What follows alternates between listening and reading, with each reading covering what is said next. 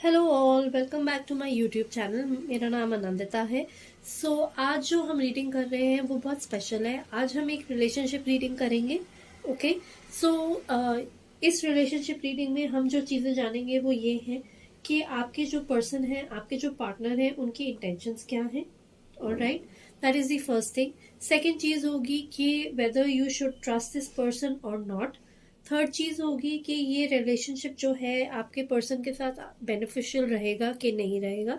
और जो फोर्थ चीज है वो ये है कि कोई ओवरऑल एडवाइस या कोई ओवरऑल सजेशन इस रिलेशनशिप को देख के हमें देना है। वो कार्ड्स हमें बताएंगे कि कैसे निकलेंगे। हम 4 कार्ड्स निकालेंगे हर एक सिचुएशन के लिए। आपके सामने 2 पाइल्स हैं। फर्स्ट पाइल है एमेथिस्ट, सेकेंड पाइल है आपका रोज क्वार्ट्ज। इंट्यूशन वाइज जो भी पायल आपको अट्रैक्ट कर रही है, या आपको पायल अट्रैक्ट करेगी या आपको क्रिस्टल्स अट्रैक्ट करेंगे, उस हिसाब से आप अपनी पायल चूज करेंगे और फिर हम आगे बढ़ेंगे। मैं इनका जो पिक्चर होगा वो आगे लगा दूंगी क्लिपिंग में। आप 5 से 10 सेकेंड लेके आप अपने इंट्यूशन के हिसाब से पायल चूज कर सकते हैं and then we will proceed to the reading.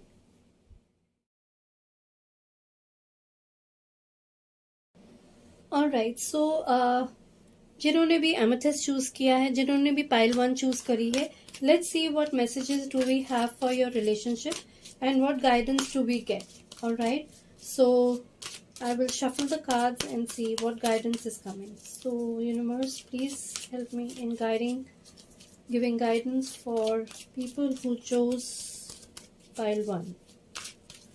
हम यहाँ पे 4 कार्ड्स निकालेंगे। ऑलराइट, एंड जो आपके 4 कार्ड्स होंगे वो बेसिकली हमें आपके रिलेशनशिप को लेके 4 चीजें हम पता करेंगे यहाँ पे। फर्स्ट होगी कि जो आपके पर्सन हैं उनकी इंटेंशंस क्या हैं। सेकेंड, वेदर, जैसे मैंने पहले ही बिगनिंग में बताया था कि whether you should trust the person. और third is whether the relationship with this person is beneficial, क्या ये रिलेशनशिप बेनिफिशियल रहेगा। और अगर कुछ एडवाइस हमें चाहिए तो हम वो देखेंगे 4th कार्ड पे। Let's see, this is the first card. ये आपके पर्सन की इंटेंशंस बताएगा। ऑलराइट, सेकंड कार्ड आपकी बताएगा कि whether you should trust your partner और नॉट। थर्ड हमें बताएगा कि ये जो रिलेशनशिप है आपके लिए बेनिफिशियल है कि नहीं। Alright, and last but not the least, हमें ओवरऑल एडवाइस क्या मिल सकती है अपने रिलेशनशिप या इस सिचुएशन को लेके। तो ये हमारा 4th कार्ड है। Alright, let's see what messages do we have. The first is mental conflict, third is memories of love, then disconnect and boredom, and then we have solitude. All right, so the message is very very clear. I feel कि at this point of time the intentions of your person is not very clear. All right, there is कुछ ऐसा mental conflict चल रहा है जिसकी वजह से वो अपने relationship को लेके clear नहीं है। और इस वक्त उनको बड़ी anxiety या बड़े fears या कुछ ऐसे issues चल रहे हैं जिनकी वजह से वो परेशान हैं। और वो अपना जो एक तरीका होता है एक रिलेशनशिप में एक्सप्रेस करने का, एक रिलेशनशिप को आगे बढ़ाने का, तो वो अभी ठीक से कर नहीं पा रहे हैं। और बहुत ज़्यादा उनके आसपास सिचुएशन को लेके बहुत ज़्यादा मेंटल कॉन्फ्लिक्ट इस वक्त चल रहा है। ये इंटेंशंस अभी आपके पार्टनर की मुझे नज़र आ रही है, वेर इन जबकि हम ये कह सकते हैं कि जो चॉइसेस हैं, जो कंसिडरेशंस हैं, या जो उनकी फीलिंग्स हैं, या जो उनके इमोशंस हैं, वो आपको बताने की बजाय या एक्सप्रेस करने की बजाय वो अभी बिल्कुल भी क्लियर स्टेट ऑफ माइंड में नहीं है। ऑलराइट, सेकंड कार्ड जो है which says memories of love, weather you should trust this person और not. Now this card is very positive, wherein it tells you that yes, the person is quite trustworthy, but because उनकी intentions ही clear नहीं है, so it could be a possibility that वो कोई बड़े ऐसे situation में या ऐसे period से गुजर रहे हैं जहां उनको अभी बिल्कुल समझ ही नहीं आ रहा है, जबकि वो इस relationship को cherish जरूर करते हैं, जो भी टाइम, जो भी वक्त आप लोगों ने साथ बिताया है, या जो भी आप लोगों के हैप्पी टाइम्स हैं, उस चीज को वो चेरिश जरूर करते हैं. So in that way the person is quite good and and is trustworthy in that sense. But because we are looking at an overall perspective of the relationship, so हम एक कार्ड के behalf पे ऐसा नहीं कह सकते कि yes, the relationship should go on. Alright, the third card जो हमें बता रहा है कि इस रिलेशनशिप को आगे बढ़ाना चाहिए कि नहीं बढ़ाना चाहिए, कि ये रिलेशनशिप आपके लिए बेनिफिशियल है कि नहीं है, तो हमारे पास डिसकंटेंट और बोर्डम आ रहा है. सो डिसकंटेंट और बोर्डम हमें यही सिग्निफाई करता है eight this point of time कि बहुत ज़्यादा डिसकंटेंटमेंट है, बहुत ज़्यादा बोरियत है, चीज़ें हिसाब से नहीं चल रही हैं रिलेशनशिप में जिस हिसाब से वो चलनी चाहिए. बिकॉज मेंटल कॉन्फ्लिक्ट भी हमें यही इशारा दे रहा है कि यस, चीज़ें हिसाब से नहीं चल रही हैं. सो इस टाइम पे हम ये कह सकते हैं कि the relationship is not beneficial to take forward, and it is a time wherein you have to be emotionally and mentally very strong. ठीक है. feelings of restlessness, feeling of impatience, मतलब कुछ ऐसी चीजें हैं जो इस रिलेशनशिप में ठीक नहीं चल रही हैं.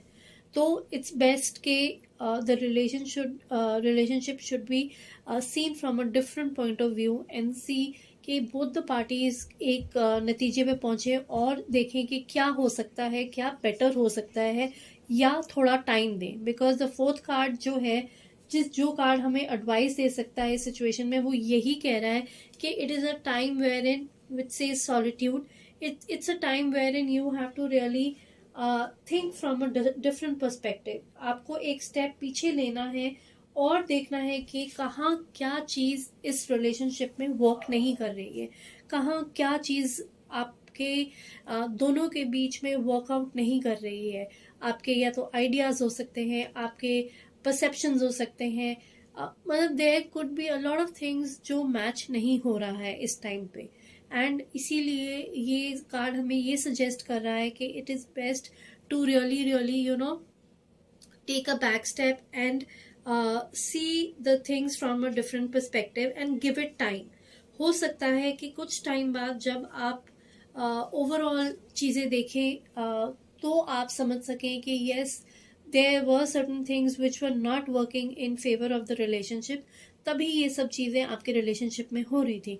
तो it would be best कि आप एक स्टेप पीछे लेके उस रिलेशनशिप को एक बिगर पिक्चर की तरह देखिए, ओवरऑल देखिए, अपने इमोशंस और अपने इमोशंस को एक साइड पे रख के देखिए कि आपके लिए क्या बेनिफिट है, कि आप कितना उसमें रिलेशनशिप में सेटिस्फाइड थे कि नहीं थे. Alright, so this was the reading for pile number 1. I really hope कि ये रेजोनेट करे आपसे.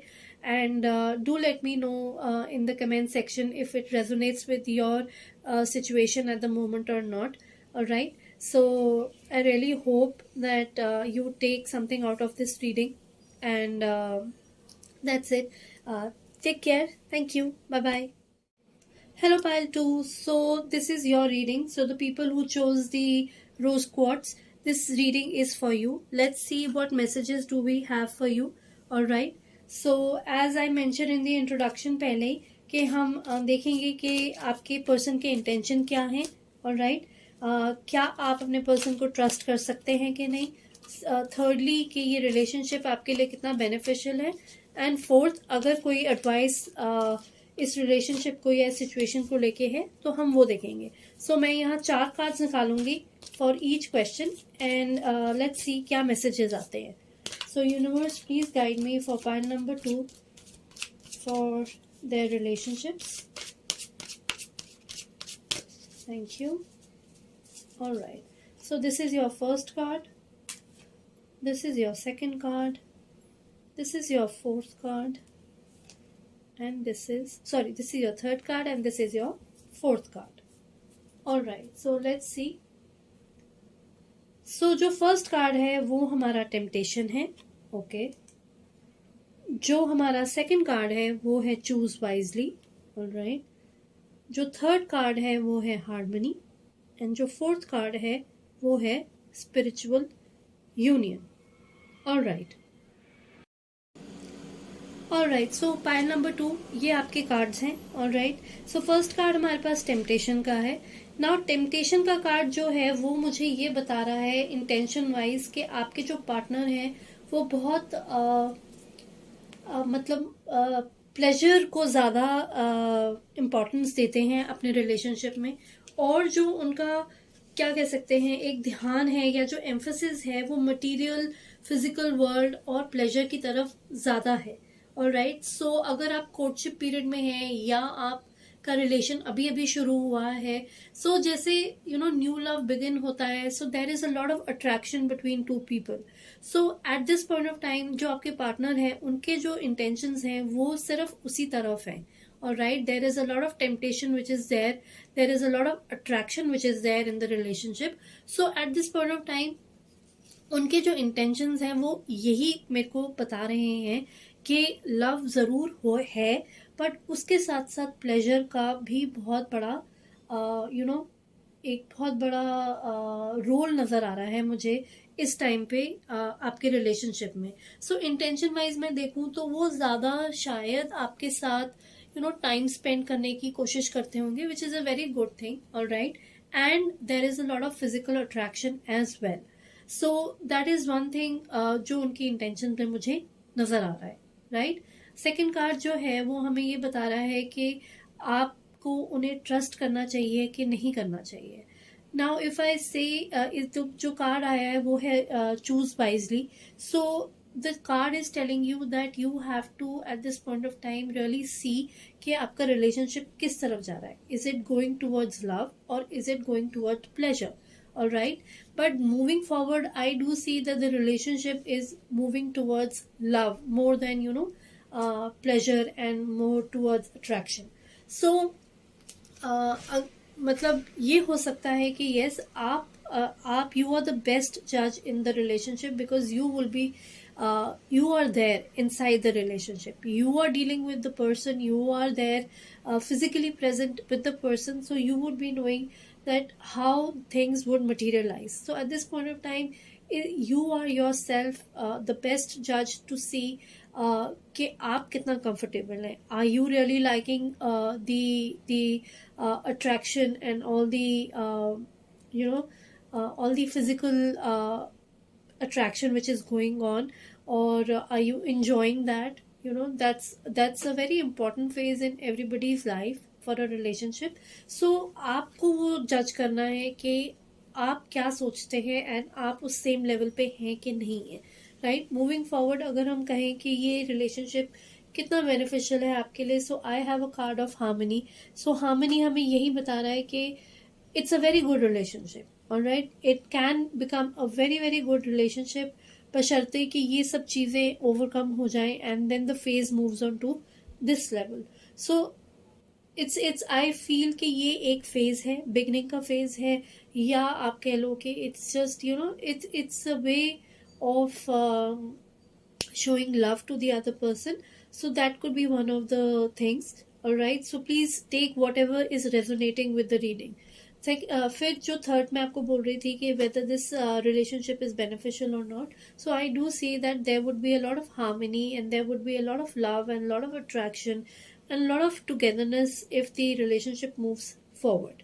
Alright. और जो advice का कार्ड आया है हमारे लिए वो spiritual union का आया है. So spiritual union is telling me that yes, the couple is made for each other, and yes, it would be a very good partnership if this really materializes into something good. Alright, एक strong emotional bond होगा which will really help, because हम एक emotional bond ही देखते हैं इनमें. Right, physical attractions and other attractions are very good.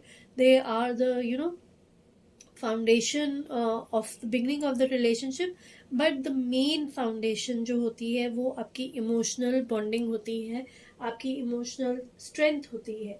So with spiritual union I do see that your friends, your family members and your partners also would be in a very very good position to really realize that this partnership, this relationship was meant to be there.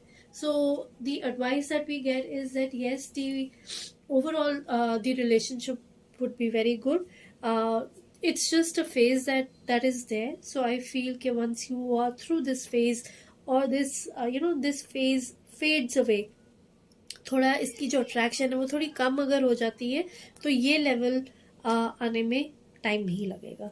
So this was the reading for pile number 2. I really hope कि ये आपसे resonate करे. Please take whatever resonates and leave the rest. It's just a general reading which is there. Alright. So अगर आपको कुछ comment करना है या कोई फीडबैक देना है, please do so, and please do like and share and subscribe to the channel. Till next time, take care. Bye bye.